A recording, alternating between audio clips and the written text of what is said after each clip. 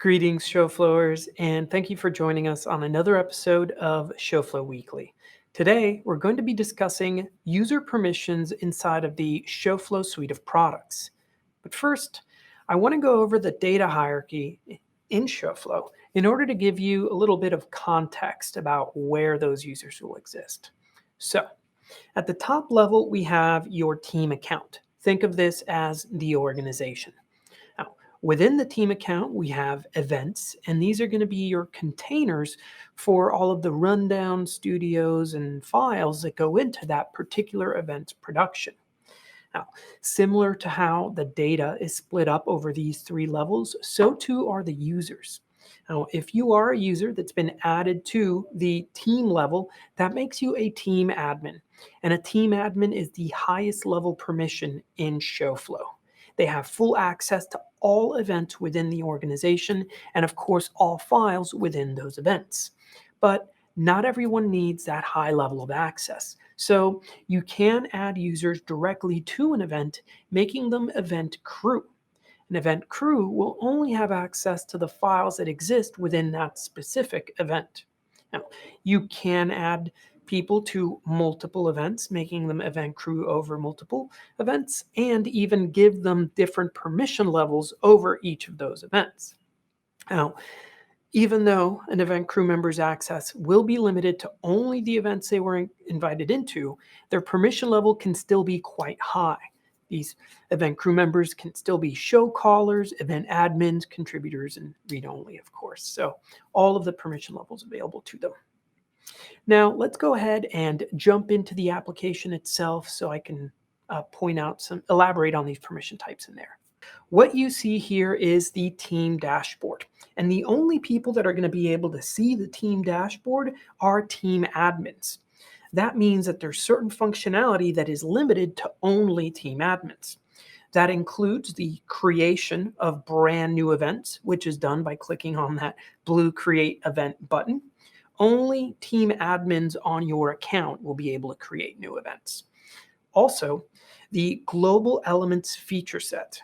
Because Global Elements is only accessible to your team admins, all of that functionality as well is going to be limited to team admins. Team admins, by the way, are visible by going over to the Team Admins tab. And here you can see that Inigo Montoya and myself are the only team admins on this account. However, if I were to switch over to an event, which I can do by clicking on upcoming events and then clicking on the name of one of these events. If I now go over to the crew tab, I can see that there are already some crew members that have been added to this event. Here in the crew tab is where you would modify the permission levels of your different users. Now, you'll notice that I have show caller permissions and Inigo Montoya has read only. But I do want to point out that because Inigo Montoya is a team admin, if he were to log in and jump into the crew tab, he would be able to modify his own permission level with regard to this event that we're in right now. And I can tell that Princess Buttercup and JP Crew are just regular crew members because they don't have the team admin designation here on the right-hand side.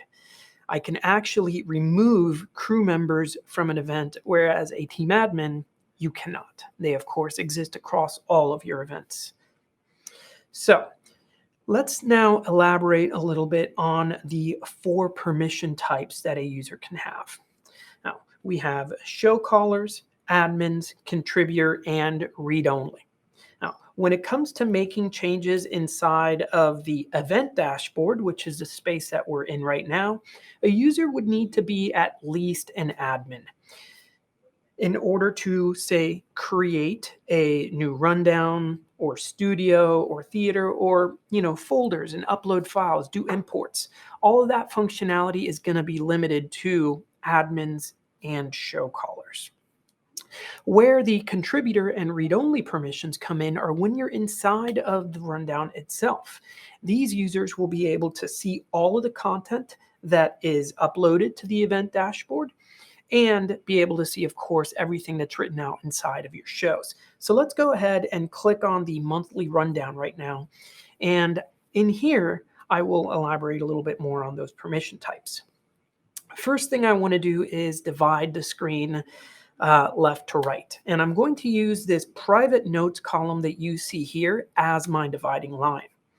Any of the content that you see to the left of that dividing line can only be edited by users that have admin permission or show caller permission.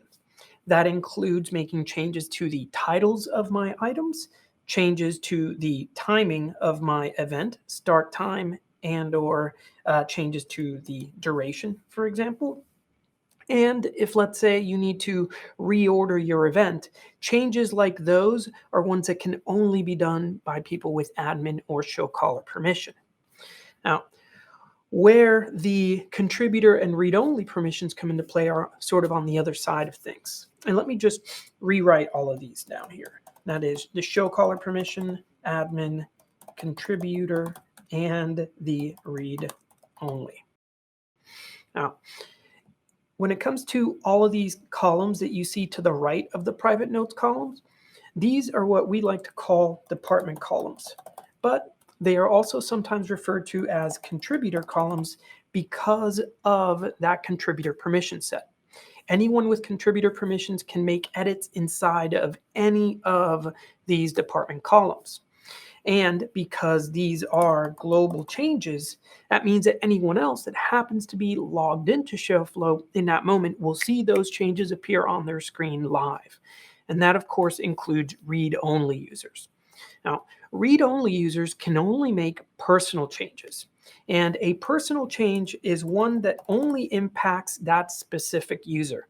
So when it comes to actually making edits, read-only users can only make edits inside of the private notes column, and that's because the private notes column is a personal change. Every user has their own private notes column. So if I were to type something here, I'm the only person that's going to see it. And when other users log in, they will see a blank column or their own notes in that column. In addition to that, every user, regardless of their permission level, can hide and reorganize columns in order to, say, remove some of the visual noise on the page. These are personal changes. So a read-only user can, say, hide the audio column and hide the video column, and even choose to reorder columns, say, moving the script column all the way to the left. They can make a change like that without impacting how the rundown looks for all of the other users. And that, again, is because this is a personal change. Now, lastly, every user can also use the appearance menu, which is this eye icon at the top right, to switch between all of the different views and themes available inside of Shoflo Rundown. The view we're in right now is called Compact View, but we have a lot of other options available to them. And again, each user can be within their own view. Now, when it comes to show caller tracking and the show caller feature set, in order for you to be able to see this blue track button that appears when I hover over a row, that user will need to have show caller permissions.